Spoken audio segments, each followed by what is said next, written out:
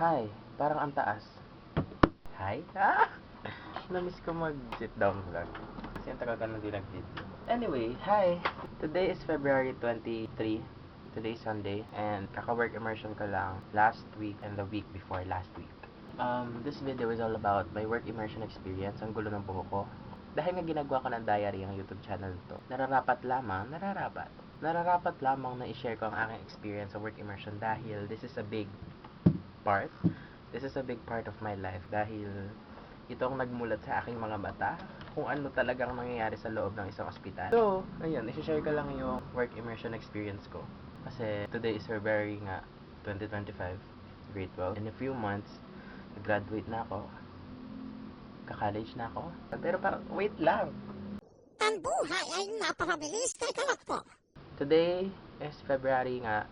Kakatapos nga lang ng immersion ko last week. And nag-start yung immersion ko February 10 up until February 21. Monday to Fridays. 8 hours per day. So, na-complete namin yung 80 hours. So, 11 kami sa Castro. Doon na ako nag-immersion. Medyo malayo siya. Mga 2 minutes from dito. Part ng portfolio namin is daily task sheet na isusulat namin lahat ng ginawa namin per day. Tapos, ang ingay ng motor. So, ito na rin yung magiging guide ko para maikwento ko sa inyo kung ano mga ganap sa aking everyday. Naisip ko talaga mag-vlog. Like, from the very start na i-vlog to yung work immersion ko. Pero, nakakahiya din kasi maglabas ng digicam doon, tsaka ng camera. Kaya nga ako mag-picture ng station or department na napuntahan ko kasi. Pero kailangan kasi yun sa portfolio namin. Let's get started! So, February 10, natuwa naman ako sa immersion to the point na ayoko nang umalis. First day, pumunta kami sa school, then may sasakyan sa school, pupuntang venue. Pagpunta namin doon, sinalubong kami ni Miss MJ. Umakit kami sa conference hall na naging everyday pre- and post-conference namin. So, pag-akit namin doon, na-meet naman din namin si Chief Nurse, yung Chief Nurse ng Castro. Tapos, that day, na-assign ako sa main ward. Sa batch na to, ako yung leader sa Castro. So, ako yung contact ng lahat. Ako yung contact ni Miss MJ, ako yung contact ng teacher ko, ako yung contact ng mga kasama ko, ako yung contact ng lahat. So, nasa akin din yung attendance, nasa akin yung schedule kung saan kami that day. First day, sa main ward ako napunta. Yun yung first time kong nakaranas ng rounds. As in a rounds. Kasi, pag nanonood ako ng medical drama, doon ko lang nakikita, ay nag-round sila, na nag-iikot sila sa mga nag-iikot sila sa patients, check yung vitals, blood pressure, BPM, oxygen, ganyan. Nakalikod lang ako, pero so napanood ko silang mag-BP, ganyan, tanongin yung pasyente kung anong ganap sa buhay niya, ganon, yung mga relatives, kung ano ng update. Medyo maliit yung station yung nurse station. So, talagang kita ko ang lahat ng happenings. Sinama akong kumuha ng supply. So, natulong nila akong maglagay ng mga syringe. Kasi may isang malaking plywood something na lalagyan ng gamit. Next, February 11, second day na, and pinasama niya ako. Pupunta sila sa room, i-discuss nila sa relative tsaka sa patient na yung doktor ng patient, nire-refer sila sa iba pang doktor na para magiging kakolab ng doktor na yon. So, discuss, ganyan. Then, if payag po kayo, papapirma, ganyan. So, pumayag to sila, then pinirmahan. Second, kumuha ulit kami ng supplies. After a few minutes, pumunta si Miss MJ, yung supervisor ko, pumunta siya sa Annex 1 kasi nag-iikot siya. Pumunta siya doon and then may chinekan siya, ganyan. Basta may inasikaso siyang whatever. And then sabi niya, pwede naman daw magbasa ng chart with connection sa Data Privacy Act.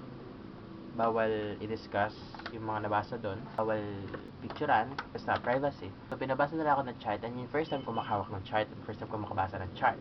So, andun lahat. Habang nagbabasa akong ganyan, may pumasok someone.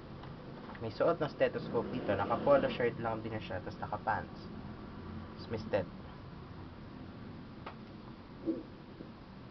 Good morning po, ganyan, syempre, bait. Tapos, tumabi siya sa akin. Tapos, nagbasa siya nga ng chart. Tapos, nagsulat siya sa doctor's orders. Tapos, nag-rounds din sila. Kasama nila ako. Habang nagra-rounds kami, may time na pinahawakan sa akin yung pang BP. Kasi may susok-sok siyang gamot. So, ako naghawak ng BPM. Gusto ko magtanggal ng tambucho. Nilagay din siya dun sa ano. Di ba nakaganyan yun? I-susok, shoot! Tapos, bubuksan yung ilaw. Ganun. Oh. Pumunta na kami sa conference hall para kwentuhan para magsulat na sa ganito.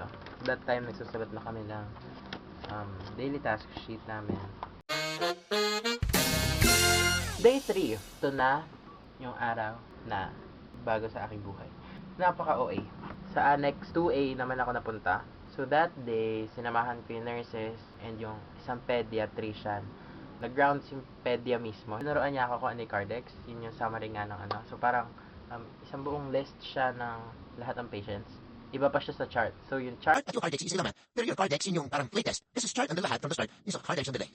pinagbasa din nila ako ng chart doon. And doon sa chart, nakakita ko ng x-ray, ng ultrasound, ng EKG. And then, nag-rounds, nakasama rin ako doon. Nakita ko ng iba't ibang cases. And, the most interesting part of the day happened. Pinagawa kami ng cotton balls. Life changing. Tinuruan kami ni Miss ng pag-tourniquet.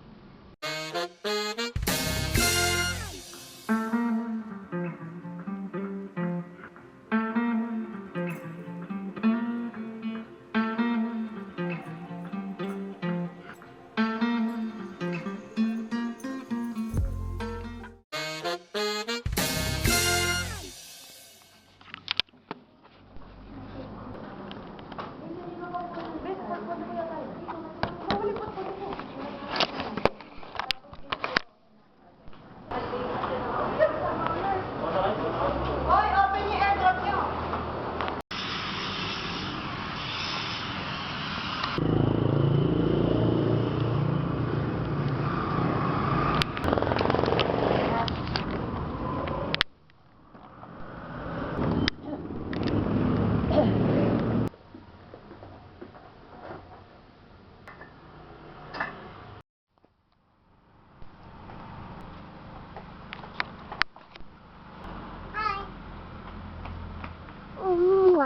Angat mata. Sabi ni Miss. Ayaw. Sabi ni Miss. Ayaw. Ayaw. I'm scared. Ballpen to. Ha? Ballpen. Ano pakita?